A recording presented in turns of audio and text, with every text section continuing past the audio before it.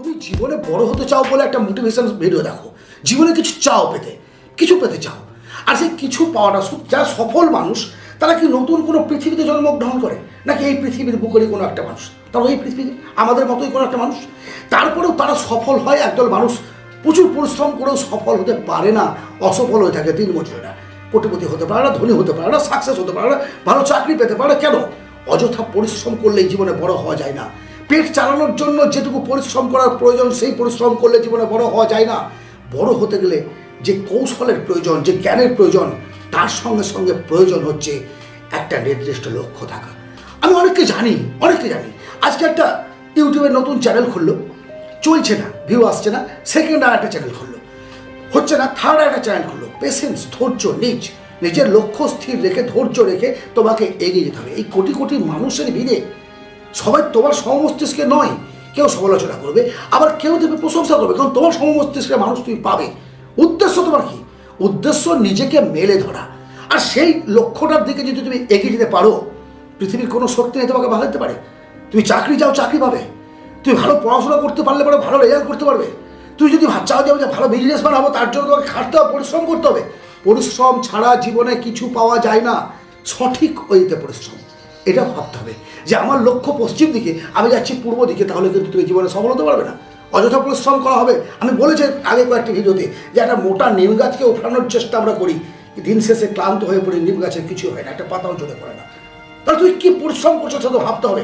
একটা পাখি আকাশে উঠছে মানে এই নয় যে আমি আকাশে উঠতে পারবো, আমাকে হেলিকপ্টারে চেপে বা এরোপ্লেনে চেপে যেতে হবে, কারো মাধ্যম নিতে হবে। জন্মগতভাবে আমি ডানা নিয়ে জন্মাইনি। একটা মাছ পাখি আকাশে উঠতে পারে না। তোমার মধ্যে কোন পাওয়ার আছে সেটা খুঁজে দেখার দায়িত্ব কার?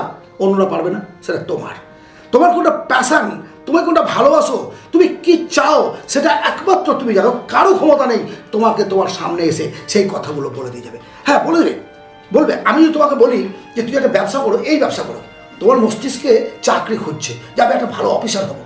তুমি যদি ব্যবসা খুলে পারো না, তুমি একটা ফেলিওর ম্যান হবে। আবার একটা সার্ভিস ম্যান যদি তাকে জোর করে বিজনেসে ঢুকিয়ে দেওয়া হয়, তাহলে কী পরিস্থিতি হবে? যার মাথায় বিজনেস উঠছে তাকে চাকরিতে ঢুকালেও সে একই অবস্থা হবে, জীবনে কিছু করতে পারবে না। এমন কিছু করো যেন তোমার কাজকে অন্যরা অনুসরণ করে। ইয়েস, তোমাকে একটা মডেল ম্যান হিসেবে দেখে। এটা জীবনের সবচেয়ে বড় চাহিদা। আর চলার পথে সমালোচনাকে কখনো ভয় পাবে না। সমালোচনা হবে না। যদি তুমি ঘরের মধ্যে চুপচাপ বসে থাকো, কোনো কাজ না করো, তোমার কোনো সমালোচনা হবে না। এই পৃথিবী সমালোচনা করার জন্য কিছু মানুষকে পাঠিয়েছেন সৃষ্টিকর্তা, তারা শুধু পেছন থেকে টেনে ধরবে। বিশেষ করে আমাদের বাঙালি জাতির তো একটা বড় সমস্যা, এটা বড় সমস্যা যে তোমাকে কিছুতেই উঠতে দেবে না, তারা নিজে উঠবে না, তোমাকে উঠতে দেবে না। এরা জানে বড় হওয়া মানে হচ্ছে অন্যকে ছোট করা। একটা 5 ফুট গাছ আর একটা 3 ফুট গাছ যদি মনে করে আমি 3 ফুট গাছটাকে বড় কী করছো, ছেড়ে দিলাম, 2 ফুট হয়ে গেল, ছোটো হয়ে গেল, কেটে দিয়ে ছোটো করবে, নিজে বড় হয়ে নয়। তাহলে এই সমাজে তোমাকে চলতে গেলে হোঁচট খেতে হবে। আর সেটা সহ্য করার জন্য মানসিক পাওয়ার, মেন্টাল পাওয়ার তোমার মধ্যে থাকতে হবে। নিজের রাস্তা নিজেই তৈরি করো। তোমাকে কেউ রাস্তা বলে দেবে না, কেউ বলে দেবে না। তোমাকে নিজে এগিয়ে যেতে হবে। আগামী দিনে আগের পথগুলো তোমাকে চলতে হবে। তোমার পথ তোমার।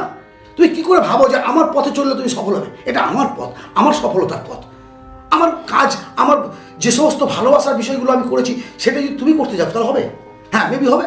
তুমি যদি আমার পথের সমপথিক হও তাহলে হবে, তাহলে তুমিও পারবে এগিয়ে যেতে। কারণ সফল মানুষেরা পদচিহ্ন রেখে যায়।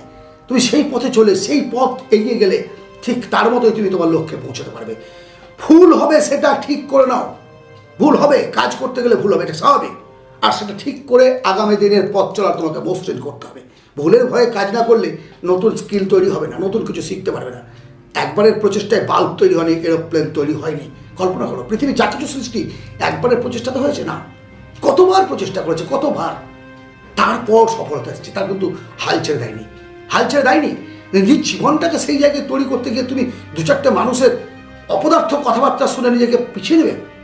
কাকে প্রশ্রয় দিচ্ছ? কাকে? অসামাজিক কাকে প্রশ্রয় দিচ্ছ? কর্মভীরু যে ঘরে বসে সমালোচনা করে না। শোনো তার কথা যে সফল, শোনো তার কথা যে সফল হতে চায়, শোনো তার কথা যে সফলতার চেষ্টা করেও ফেলিওর হয়ে থেমে যায়নি, শোনো তার কথা যারা তোমাকে জন্ম দিয়েছেন। নিজেকে কখনো অন্যের সঙ্গে কম্পেয়ার করবে না, কখনো তুলনা করবে না, কখনো কখনো তুলনা করবে না। তুলনা করতে গেলে তুমি নিজেকে মনে করবে যে আমি ছোট। না, তুমি কল্পনা করো তুমি আজকে যে জায়গায় আছো তার থেকে কত খারাপ জায়গায় মানুষ আছে জানো? জানো না, খবর রাখো। আর আজ আবারও বলছি, আজ সংকল্পবদ্ধ হও যে না, খুব হয়েছে, খুব আমি আমার জীবনের প্রতি অনীহা করেছি, আর নয়, বয়স ইজ ফ্যাক্টর নয়। তুমি এগিয়ে চলো সামনের দিকে। আজ এই মুহূর্ত থেকে অতীত সংশোধন করতে পারবে না, কিন্তু ইচ্ছে করলে আগামী দিনগুলোকে সুন্দরভাবে গড়ে নিতে পারবে। আজ এই পর্যন্তই। যদি আলোচনাটি ভালো লাগে একটা লাইক সাবস্ক্রাইব করো, সঙ্গে থেকো, ভালো থেকো, ধন্যবাদ।